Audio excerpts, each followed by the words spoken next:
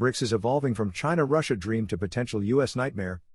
Global interest among nations seeking to join the BRICS economic bloc led by Brazil, Russia, India, China and South Africa is demonstrating its growing influence as a new geopolitical force with the potential to challenge the largely Western-led financial system. As the group prepares to hold a fateful conference this summer, transformations long in store for the international order are beginning to take effect.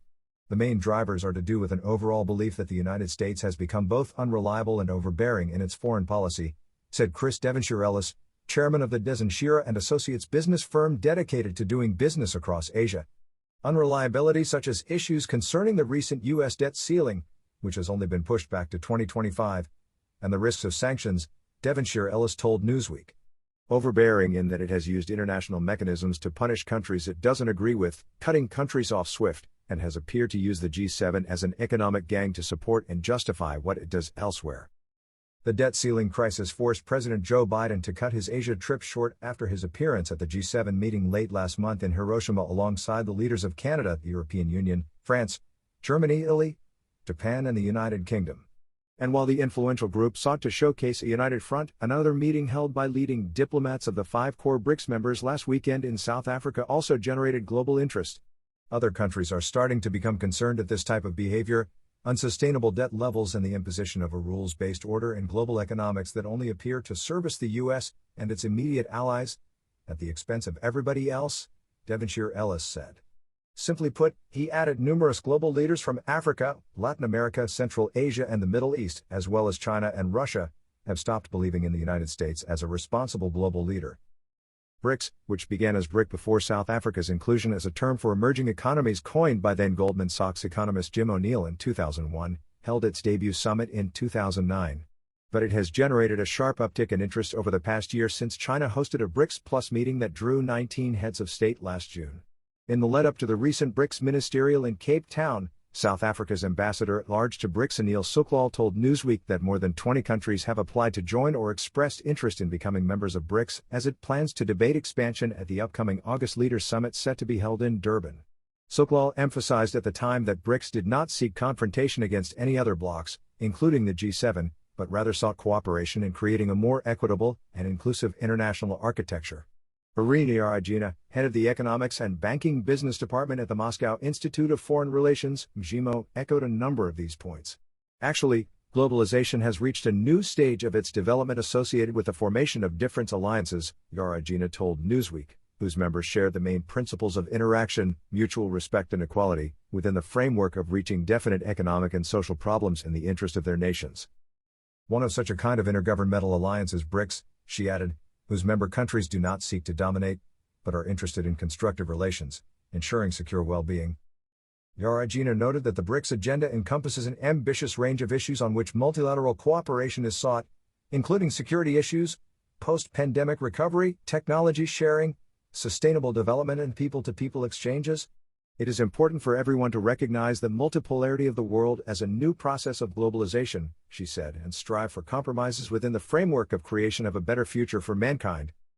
At the heart of BRICS, however, is an effort to diversify market access away from the domination of the US dollar, by far the world's largest reserve currency, as well as US-led financial networks subject to tools such as sanctions.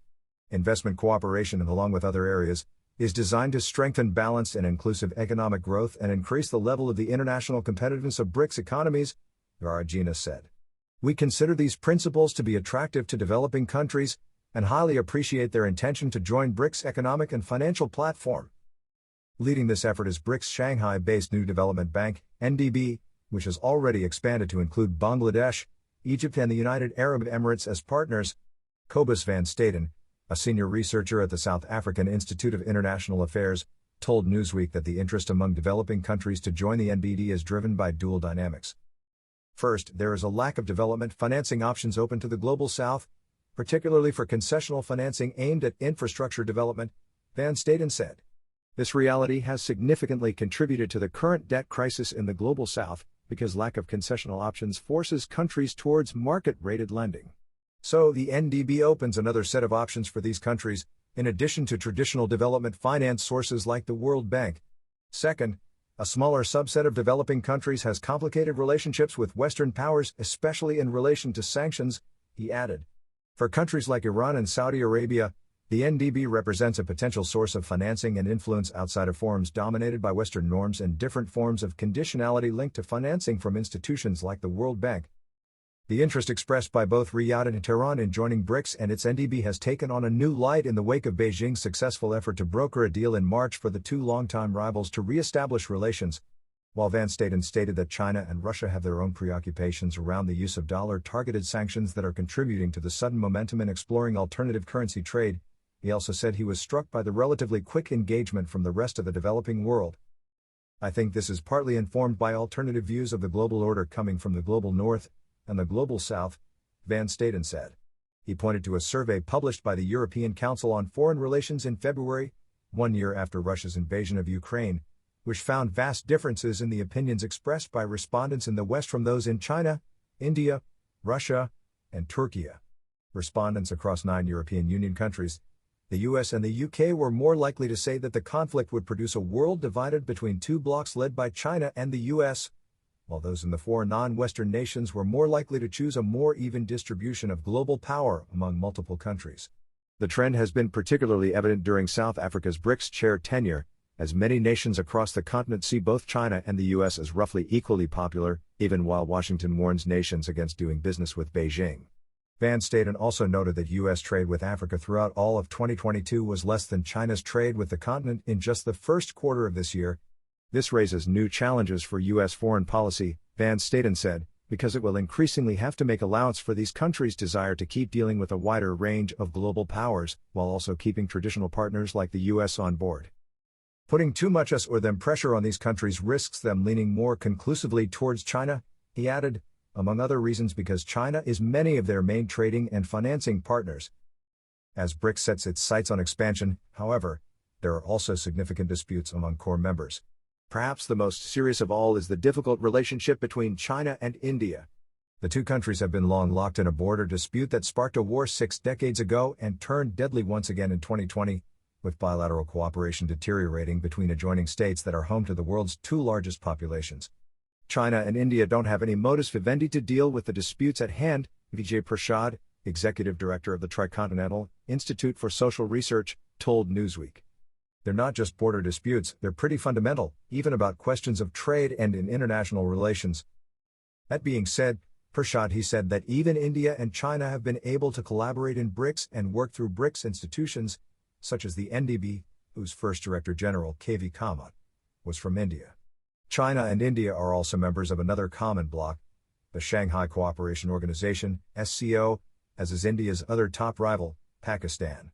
This group, which also includes Russia, along with 4 Central Asian states, is also set to expand across geopolitical fault lines, with Iran on its way to full membership and Saudi Arabia being one of many countries to have applied for dialogue partner status. Prashad has seen this attitude gain greater traction across the global south, giving rise to what he called a form of new non-alignment among countries such as Indonesia, Mexico, and Turkey, and therefore it's generated interest in BRICS, he said. In past decades, Prashad said, when the United States or Western European countries talked about globalization, they talked about universal interests. Countries in the South felt, well, maybe there's something to that, maybe there are global interests. But he noted that since the financial crisis of 2007, there's a growth of a mood which suggests, hey, listen, what you sold us as the global interest is actually your parochial interest, and we want to put forward our own national interest. This trend has only been accelerated by growing Chinese economic initiatives that have also fortified Beijing's influence across the globe. Many countries are making a calculation, and they'll say, Chinese capital, whether it's private or public capital, it's not a utopia, it's not a salvation, but it's certainly not coming with the kind of conditionalities that are imposed by the International Monetary Fund, Prashad said. So far, the U.S. has yet to directly challenge BRICS, though a growing chorus in Washington has expressed alarm over the calls abroad for de-dollarization that could further limit the effectiveness of U.S. sanctions. In the face of this, Prashad said he hoped that sober minds in Washington will prevail as the multipolar model advances. There may be a shift going on, Prashad said, and the United States might have to come to terms with that, rather than contest the BRICS project, this new non-alignment project.